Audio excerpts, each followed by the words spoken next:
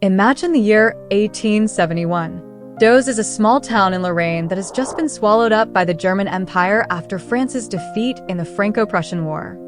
Amidst the chaos, 8-year-old Emile Friant, the son of a locksmith and a tailor, flees with his almost adopted mother, Madame Parisot, to Nancy. This widow of an apothecary had no children of her own and became the good angel of the Friant family. Later, the boy's own family joined them. His house remained on the other side of the border, but it was here, in a free French city, that the boy's talent would be revealed. This is how the war changed the course of his life and perhaps the fate of European art. Several of the artist's works with female and male academic portraits are not allowed to be published on YouTube, so the video will contain links to these works in the form of QR codes, by clicking on which you will be able to see these extremely vivid paintings. Madame Parisot dreamed that Emile would become an apothecary and follow in her husband's footsteps. But Latin at the Lyceum was difficult for the boy, but drawing was like breathing. One look at his sketches was enough for his father's friends to advise him to send him to the city art school. And there a real miracle happened. Emile came under the tutelage of Louis Theodore Devilly, an artist and a convinced realist who became his first mentor. It was he who taught the boy to see the world without embellishment, to paint still lives, landscapes, portraits all from nature, without filters. At the age of 15, Emile created his first real painting, Le Petit Friant, a self-portrait that caused a sensation at the city salon in Nancy. He was called Little Friant, and this gentle, even affectionate nickname stuck with him in the memory of the audience. Think back to when you were 15 years old. Did you have a passion that defined your life? Share in the comments. We'd love to hear your stories. A year later, at the age of just 16, Friant received a scholarship from the city and went to Paris. There, in the heart of the art world, he enters the studio of Alexander Cabanel, one of the most famous academics in France.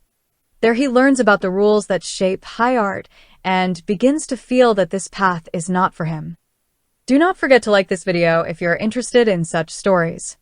And be sure to subscribe to the channel. Next we will show how Emile searched for himself among the Parisian salons, experienced a creative breakthrough, and left a mark in the world history of art. Paris, the end of the 1870s, the heart of the art world.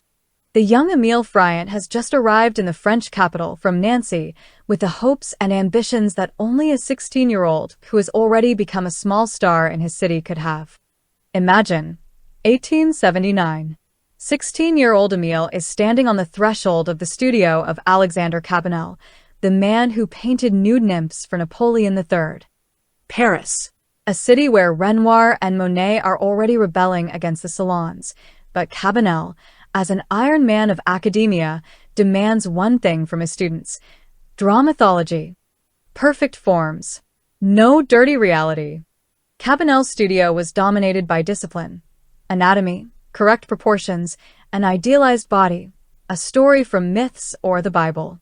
Friant tries, but he feels false. Why paint long-dead heroes when people are crying about the war on the streets of Nancy? So he started looking for another medium, other voices, other eyes. Scan the QR code on the right. Compare his academic work with his later ones. Do you feel the difference? In those years, Jules Bastien-Lepage, an artist who also came from Lorraine, was working in Paris, just like Frian himself. They met, and as Emile himself would later say, it was one of the most important meetings of his life.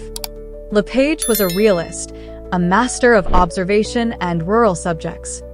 He painted not from imagination, but from nature. And this was the signal that the young artist had been waiting for. Art should be felt, not invented, Lepage seemed to say with his brush. Friant agreed. He also became close to other artists, such as Moret, a master of historical painting, and Victor Prouve, a future representative of Art Nouveau. These people were different, but they had one thing in common: they were looking for a new language, sincere, direct, and real. In 1882, his friend, the painter M. Moreau, advised him to exhibit two paintings at the Salon, The Prodigal Son and Studio Interior. The audience goes crazy. One painting is for museums, the other is for the heart. Friant is two artists in one, writes a critic. Over the next few years, Frian tries to find his place at the Paris Salon, but increasingly feels out of place in the halls ruled by academics. His work does not fit into the framework, his vision does not fit into the given formats. In the end, he makes a difficult decision. He returns to Nancy, but he returns as an artist who already knows what he wants. Paris, 1888. Crowds in the halls of the Paris Salon. The galleries are crowded with visitors who have come to see the main artistic event of the year. Among the hundreds of paintings, one painting attracted special attention. Its title is La Toussaint, All Saints' Day. The author is a young, almost unknown at the time Emile Friant from Nancy. Emile is only 25, but he creates a masterpiece that critics call visual poetry. Nothing extraordinary on the canvas. An ordinary village family. Women and children are walking to the cemetery carrying chrysanthemums. It is autumn. Silence. But in this simplicity, there is real pain, memory, love, loss. It was not just an image. It was the experience of the people, still fresh after the Franco-Prussian War. The painting became a symbol of grief, but without breaking down, without pathos. Its silence spoke louder than any speeches. The success was overwhelming. Friant received a large gold medal at the Paris Salon, and the following year, in 1889, All Saints' Day won the Grand Prix at the World Exhibition in Paris. The same year the Eiffel Tower was opened.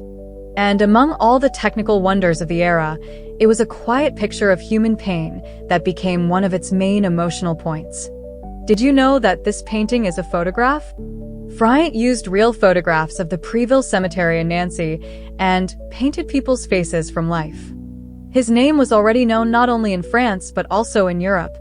He was recognized by critics, and the French president awarded him the Legion of Honor. The critic Gustave Geffroy called Friant the smartest among the young. He turns painful truth into art that heals. It would seem to be a compliment, but this phrase will haunt him for the rest of his life. Because with it came expectations. And the question, what's next?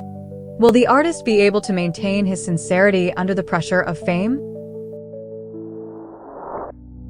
After his triumph with All Saints' Day, Emile Friant became a household name in Paris, Nancy, and on both sides of the Lorraine border. Paris is in full swing.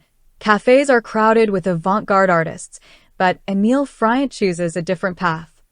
He becomes a chronicler of the bourgeoisie, painting portraits for which customers pay in gold. The actors, the Coquelin brothers, the politician Antonin Proust, all want to be frozen on his canvases. It is here that his talent is revealed in a special way. Because Friant was able to see not only facial features, he saw people inside. The secret of his realism? Photography. Friant was the first artist to use photographs as sketches. Yes, the artist actively used photographs in his work. But not just to paint. For him, the photo was a tool for studying lighting, body position, facial expressions. Sometimes he even tried to capture the slightest change in mood. His portraits are like a freeze frame of an emotion, a moment between inhalation and exhalation. The most famous example is Sharp Shadows. The work shocked critics with its use of light. Shadows fall from different directions, as if on a theater stage, creating a dramatic atmosphere. This painting was one of the first to show the influence of photographic vision, even before it became fashionable in 20th century art. This is the future of painting, the critics admire, while the conservatives grumble. It's a fraud. Friant's secret code, his beloved Eugenie Ledergerber, who appears in dozens of his works. She is the same girl in a meager meal who shares her bread with her family. Their romance lasts for years, but he never marries her. The bourgeoisie would not forgive an alliance with a common woman. In 1923, when Frian turned 60, he becomes a professor at the Paris School of Fine Arts. His students recall, "He taught us that even a shadow has saturation, You just have to know how to see it. And if he used to search for himself, now he helped others find their way. During the First World War, he worked on the creation of aerostats, tethered balloons used to observe the enemy. At the same time, he created anti-war posters filled with bitter irony, pain, and disappointment. He knew the price of war since childhood, and he did everything he could to make sure that future generations did not forget. Even in his old age, he never stopped creating. But his brush became softer, more thoughtful. There is calmness in the portraits of those years. There is depth in his eyes. On June 9, 1932, his heart stopped in Paris. Frian was buried where he felt at home.